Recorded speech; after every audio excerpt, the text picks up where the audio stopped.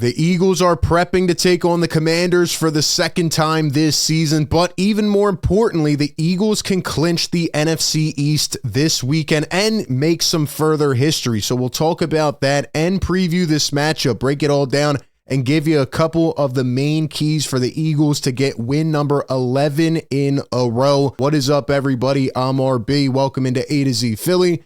Do me a favor, like this video and subscribe to the channel if you do enjoy it. Appreciate everybody that has been a part of the journey this weekend.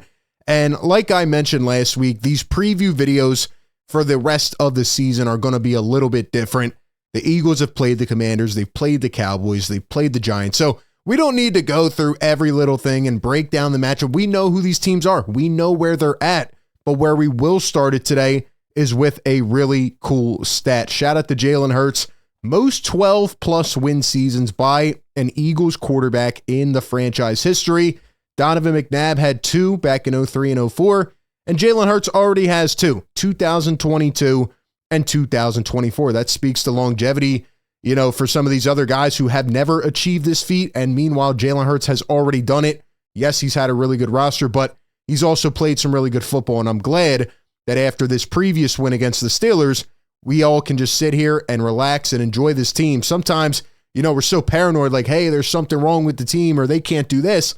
Matter of fact is they're just so damn good. They're playing amazing right now. Can they win 11 in a row this weekend? Bryce Huff talked to the media today. And does anybody remember Bryce Huff? Does anybody remember James Bradbury? These guys are still in the roster, right? They've been so good that they've kind of overshadowed all this other stuff. And Bryce Huff was supposed to be the premier free agent on the defense, right? And he came in making a lot of money this season, and he started off really bad. And then he got injured, but before he got injured, he was starting to play better. And today he said he's not sure if he'll make the return this week, but the surgery on the wrist did its job. He has a better range of motion in the left wrist and is grateful that he will be able to return this season. I'm sure he is, because he's like, hey, everybody forgot about me with how good we're playing. And I can just come in maybe on third downs or in certain situations and just do my job and not have the light on me anymore. So I think that's a good thing for Bryce Huff. And then in terms of A.J. Brown, who showed up on the injury report yesterday, he says, quote, I'm playing. The knee injury will not affect him. So we can all take a deep breath. A.J. Brown is okay. Jalen Hurts is okay. Seems like everybody else that got banged up at the end of last week is okay. And here was the Thursday injury report. I tried to wait. We did not get the Friday one yet, but A.J. Brown was limited with a knee. He's good. Sidney Brown seems to be okay after it looked like he almost got knocked out. Landon Dickerson was limited. We'll see what happens with him. And then Bryce Huff might make his return. We'll see how that goes. But everybody else seems to be good. So you look at other teams around the league, like the Lions, for example. Eagles are in a really good spot in terms of health. Keep your fingers crossed. Meanwhile, the Washington Commanders, if you can see it here, are banged up across the board. Dante Fowler Jr. showed up on the injury report. DNP. Jeremy Chin doesn't seem like he's going to play. I think Jonathan Allen just had his window activated. I don't think he's going to play. And then Zach Ertz is also dealing with a concussion. So, there's a lot of guys here, and the Commanders are banged up left to right. Are they still a good team? Yes. They're still trying to make a playoff push, and I still feel like there's always those games with the Eagles and Commanders that are very nitty gritty. Even the last one kind of was. And I don't think it's going to be an easy matchup per se. I think the Eagles are better. I think they're healthier, etc. But did you know that the Philadelphia Eagles have a chance to clinch the division this weekend? Right now they are 12-2. And if they beat the Commanders, right, that'll be win number 13. The Commanders will fall to 9-6, and they will not physically be able to catch them. So Eagles can clinch the division here in week 16. Wonderful, beautiful, right? But even further than that, and maybe there's some new Eagle fans that are not aware of this record, but the Philadelphia Eagles are going to once again extend history. What do I mean by that? This will be the 20th consecutive season, as long as everything goes right, where there is not a repeat division champ. Do you know how insane that is? 20 years. You would think law of averages, like something comes along the way and happens.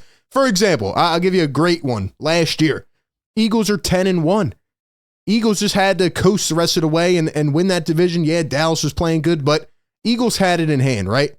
and they choke it away. Dallas wins the division last year.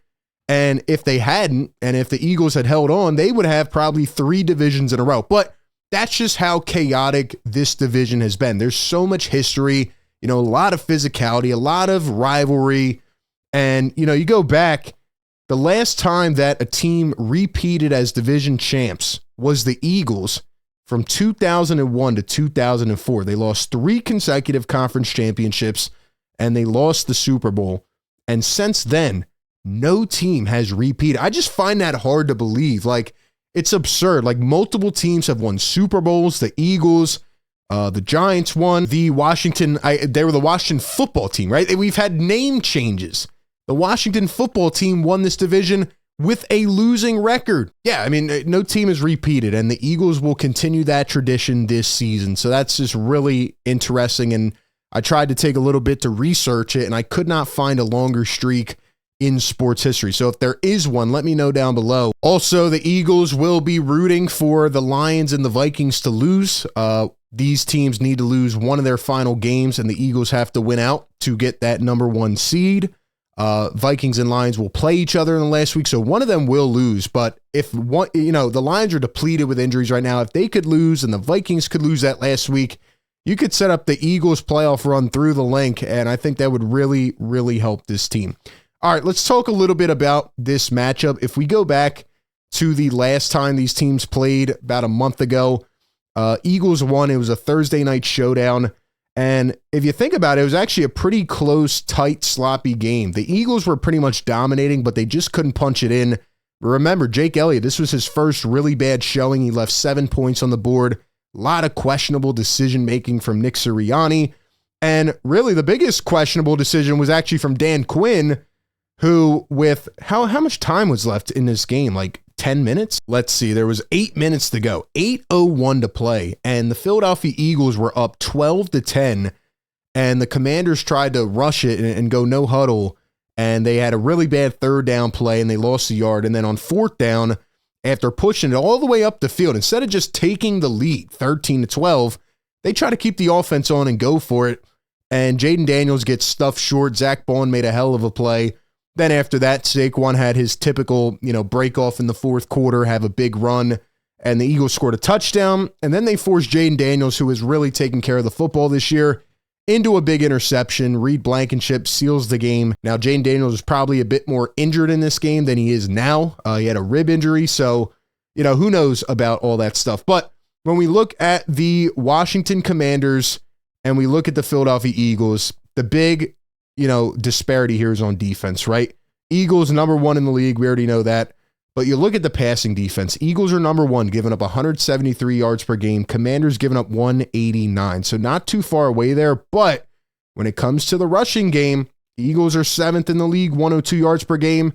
And just like we said last time, our number 1 key, Washington Commanders all the way down here at the bottom 3rd, giving up 132 yards on the ground per game. So number 1 key, and the main key pretty much every week, establish Saquon Barkley. I know you got pass happy last week and you wanted to prove a point. Saquon can demolish these boys. They don't have a strong defensive interior. I mean, they're good. I wouldn't say they're great. They don't have a great pass rusher. They're just average on the defensive side. And that's okay because their offense has been high-powered and, they've been a really good offensive team. If we look at yards per game, Washington 374 almost per game. 1 ahead of the Eagles. Their passing offense has been pretty good. And then rushing, obviously, Brian Robinson, Eckler before he was banged up. And he's also injured, by the way, and will not be back. He's on injured reserve. But rushing the ball, they're 3rd in the league. They've had a high-powered offense. It's just that we know that the Eagles' defense can win them this game just like they did last time. And overall, Saquon just got to get going. This could be another 150 200 type of game, in my opinion, for Saquon. You look at the takeaway battle, Commanders and Eagles both similar. Eagles 16, Commanders 14 on the season. But when it comes to giveaways, Washington in the top 3. Only 9 giveaways. Jaden Daniels likes to protect the ball. He's a pretty smart quarterback going through his progressions. He's able to tuck it and run. So got to account for that. They could make it interesting here, but this Eagles defense has been playing out of their mind. I'm really excited to see the Quinyon and Terry McLaurin rematch because going into this game, every week it felt like, hey, if he stops this guy, if he stops this big receiver, he's the guy. And Quinyon Mitchell just doesn't give anything up. And when he played Terry McLaurin, I actually think it was his best game of the season, because not only did he give up 0 catches, there was 0 targets. They couldn't even get McLaurin open. He's had an amazing year. Him and Daniels have that great connection. Come out here, shut down game from Quinyon Mitchell. And then my last key, again, is, just all the little things, right? Jake Elliott has to hit his extra points and field goals. The offensive line has to have another strong showing, which I expect them to do. And, just limit the penalties, right? Don't do the stupid things. Washington has cooled down, and the Eagles just keep getting hotter at this point. So we will see what happens. Give me your final score prediction down below. If I had to give my final prediction, I think it'll be somewhat, in the range of like 31-20. I think the Eagles should be able to pull off late, maybe get a big turnover to put them in short field positioning and, go down and score. But I think the Eagles are going to win this game, continue their dominance, and make it 11 straight wins. So give me your thoughts down below. Appreciate everybody for tapping in. Be sure to like, comment, and subscribe, and I'll catch you on the next one. Discover BetMGM Casino and leap into a world filled with all your favorite casino games. Plus exclusive ones you can't find anywhere else. And progressive jackpots that keep growing. All of it right at your fingertips.